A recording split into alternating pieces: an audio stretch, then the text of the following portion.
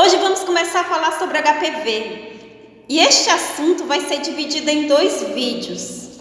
O HPV é uma das infecções sexualmente transmissíveis mais conhecidas do mundo.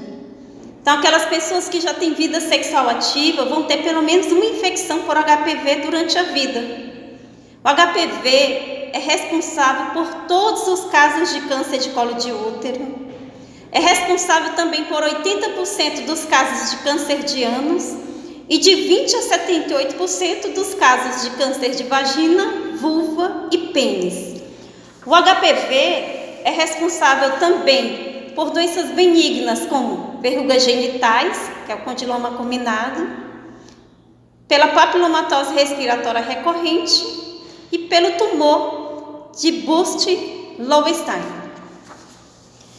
O tempo entre o contato com esse vírus, que o HPV é o vírus, o papilomavírus humano, então, o tempo do contato entre esse vírus e o surgimento dos primeiros sinais vai depender do tipo de HPV e também o tempo entre a infecção e o surgimento de câncer, ele é de aproximadamente 20 anos ou mais. As manifestações benignas, como por exemplo as rugas, elas aparecem poucos meses após a infecção, e o HPV é a terceira causa de morte por câncer em mulheres. Então, existem vários tipos diferentes de HPV, Existem mais de 100 tipos, e alguns são inofensivos e outros associados a doenças importantes, como câncer de pênis, câncer de colo uterino. Então, aproximadamente 40 tipos afetam as mucosas, principalmente genitais. E aí nós temos os tipos de alto risco para desenvolvimento de câncer, que são os tipos 16, 18, 31, 33, 39, 45, 51, 53, 56, 58, 59, 66 e 68. E tem aquele HPV com baixo risco para causar câncer, que são esses tipos ali embaixo, 6, 11, 40, 42, 43, 53, 54, 61, 72, 73, 81. O HPV, ele pode estar em todos os lugares, ele é resistente, pode sobreviver no meio ambiente sem um hospedeiro, não é transmitido pelo sangue, ele é transmitido do contato pele a pele e mucosas, principalmente onde há ferimentos, feridas, microabrasões ou traumatismo. E não é preciso que se tenha a relação sexual mesmo, a penetração sexual para a contaminação. Então, esse contato íntimo, doutora, ele só encostou aqui perto da região da minha vagina. Então, esse contato íntimo é a principal forma de contaminação pelo HPV. É um vírus altamente infectante. Ele infecta apenas pele e mucosas, então na maioria das vezes não causa sintomas, pode ser detectado em assentos de banheiros limpos e se mantém infeccioso por até 7 dias. E ele pode sobreviver a alguns tipos de agentes de limpeza. Pode ser ainda transmitido da mãe para o filho, mesmo que a mãe não tenha sintomas. Se a mãe tiver esse HPV, ela pode transmitir para o filho durante o parto, por meio do contato entre o feto e o trato genital, e também há registros de casos de transmissão pela placenta. A infecção da região genital ela é dividida em clínica, subclínica e latente. Como que a infecção clínica? É aquela que dá para ver a olho nu, não precisa de nada. Eu estou vendo ali, esse paciente aqui ele tem lesões de HPV. Por exemplo, quando o paciente tem verrugas genitais. Espera aí, doutora, deixa eu só entender. Quer dizer que o mesmo vírus que causa aquelas verrugas genitais é aquele mesmo vírus que pode dar câncer de colo de útero? Sim. Aí, como eu falei, existem vários tipos de HPV. Tem um HPV com alto risco para desenvolvimento de câncer e tem um HPV de baixo risco. Mas todos são HPV. Então, a infecção da região genital, ela também pode ser subclínica, ou seja, é preciso lentes de aumento para poder identificar a presença de lesões, e nesse caso pode ser usada a colposcopia, o microscópio, dentre outros, para poder fazer o diagnóstico. E também a infecção pelo HPV pode ser latente, onde a identificação do HPV é feita através da identificação de sequência de DNA, né, por biologia molecular em pessoas com tecidos normais. Então, só se tem infecção pelo HPV se houver ferimento, porque o HPV tem que atingir as células da membrana basal antes de entrar nas células epiteliais, são os queratinócitos. Então, devido a isso, os locais com maior frequência de infecção são aqueles locais onde facilmente ocorrem traumas, ocorrem ferimentos, como por exemplo, no local da entrada da vagina, na mucosa ao redor do ânus e também glande do pênis. Isso aqui é uma informação importante para os acadêmicos, né? O epitélio respiratório é o local normal de infecção no feto e no recém-nascido, mas podem ocorrer lesões em qualquer região, né? No recém-nascido ou no feto, né? Pode ocorrer lesões no ânus, lesões genitais, dentre outros. Essa informação aqui é importante, até quando nós vamos atender um recém-nascido, que ele pode ter algumas lesões por HPV nessas regiões. Então, também, além de pensar na possibilidade, será que não foi uma violência sexual, a gente também tem que pensar nessa possibilidade aqui, que essa possibilidade existe. Então, quando o vírus infecta a célula, ela pode causar infecção produtiva, que ela é dentro dessa infecção produtiva nós temos a infecção clínica ou subclínica e também latente. Lembrando que nem todas as pessoas ficam imunizadas pelo HPV após o contato, ou seja, elas não geram anticorpos detectáveis. Então essa pessoa ela pode ter uma nova infecção pelo HPV ou pelo mesmo tipo ou por um outro tipo diferente de HPV, da infecção que ela já teve. Então, nessa parte da infecção clínica ou subclínica, o vírus ele se reproduz rapidamente nessa fase e infecta outras células, causando alterações celulares. Lembrando que a maioria das pessoas, elas eliminam espontaneamente o HPV. Então, nos pacientes que têm o vírus de baixo grau, esses pacientes podem eliminar o HPV aproximadamente ali após 8 meses. Naqueles pacientes que têm um vírus de alto grau, eles podem eliminar o HPV aproximadamente 13 meses, mas em uma pequena minoria dos pacientes, essa infecção se torna persistente, levando ao surgimento de câncer. E como que é o HPV na mulher? Então, o HPV na mulher é uma infecção passageira, né?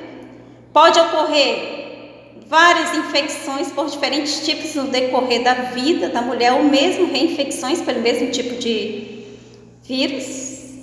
A maioria se infecta após o início da atividade sexual. Em média, ela se infecta logo após o início da atividade sexual por 3 tipos diferentes.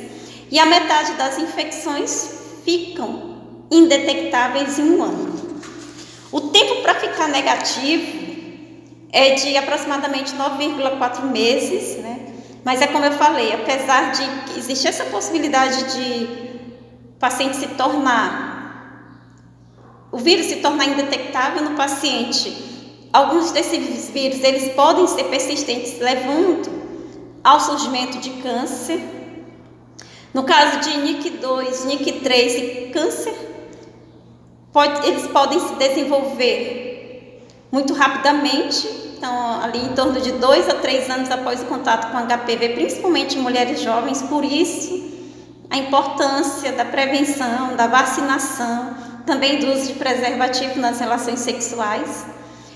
E no início, o NIC de alto grau, eles são muito pequenos e levam anos para que possam ser detectados, tanto naquele exame de prevenção que se faz lá no postinho de saúde, ou mesmo na colposcopia. Então, a melhor forma ainda é a prevenção, principalmente através da vacinação e do uso de preservativo. Como que é o HPV no homem? Então, no homem, o HPV ele pode se apresentar na forma de verrugas genitais, câncer de pênis, câncer de ânus ou câncer de orofaringe, né? Câncer na garganta. No homem, o HPV ocorre muito mais que nas mulheres, apesar de que as mulheres têm a chance de pegar o HPV com alto risco para desenvolver câncer, e no homem essa chance tanto de pegar o HPV com alto risco ou de baixo risco é a mesma. E lembrando que só a pessoa ter HPV não é suficiente para causar infecção. Então a pessoa também tem alguns cofatores associados, como baixa imunidade, dentre outros, que no próximo vídeo eu vou explicar melhor. Como que é feito o diagnóstico? O diagnóstico pode ser feito através do exame de prevenção, que é realizado nos postos de saúde, né? A citologia de colo uterino. Também pelo exame clínico, onde nós vamos examinar o paciente, nós vamos ver, esse paciente aqui ele tem verrugas, essas verrugas aqui, elas são causadas pelo HPV.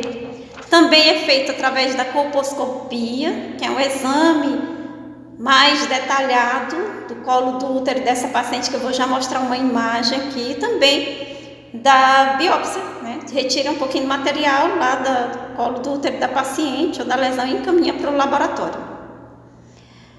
Também esse exame pode ser feito através da identificação do DNA do HPV através da técnica de biologia molecular. Então, estou mostrando aqui para vocês como que é feita a colposcopia, né, que é um exame mais aprofundado, mas como eu falei, tem esse exame de prevenção que é feito pelo postinho de saúde, que é uma forma também de rastrear. Tem esse exame direto que a gente só examinar o paciente, isso aqui é uma verruga e foi causada por HPV. Também o médico que está fazendo a colposcopia, ele pode retirar um pouco do material e encaminhar para o laboratório para realização de biópsia. Como que é feito o tratamento? Aí, como eu falei, no próximo vídeo eu vou explicar melhor em relação ao tratamento. Nesse momento agora eu vou focar um pouquinho no tratamento das verrugas. Então, o tratamento daquelas verrugas pode ser feito com alguma dessas medicações. Então, nós temos o ácido tricloroacético, nós temos a podofilina, nós temos 5-fluoracila e nós temos o imiquimod. No próximo vídeo eu vou explicar melhor como que é feito o tratamento. Pode ser também realizado através da cauterização, né? Então, pega lá, queima, o médico vai lá e queima as verrugas. Usando essa medicação aqui, o correto é que essa medicação seja aplicada por profissional de saúde. Então, eu gosto muito de usar, fazer essa cauterização química, ou seja, queimar as verrugas usando uma dessas medicações. Tem que se ter bastante cuidado, porque se essa medicação tocar na pele normal, na pele íntegra do paciente, pode causar queimaduras. Então, o profissional de saúde vai lá, pega essa medicação, pega um cotonete, coloca algumas gotas lá no cotonete, né? Pode ser no cotonete ou alguma espátula, e aí vai lá na lesão e vai aplicando na lesão até a lesão ficar bem branquinha. E aí a gente faz, às vezes, de 2 em 2 dias, de 3 em 3 dias, a depender da lesão desse paciente. Eu vou tentar gravar um vídeo no próximo paciente que eu for cauterizar essa semana, queimar essas lesões para mostrar para vocês mais ou menos como que é feito, tá bom? E como que é feita a prevenção? Então, a prevenção da infecção pelo HPV é feita através da vacina. Então, essa vacina ela está disponível para as pessoas de 9 a 14 anos, tanto do sexo masculino quanto feminino. Também disponível para aqueles pacientes que têm HIV, que fizeram transplante, pacientes com câncer e também pessoas com baixa imunidade de 9 a 45 anos. Também vítimas de violência sexual de 9 a 45 anos. Desejo a vocês uma excelente semana, um grande abraço e vou continuar sempre aqui à inteira disposição.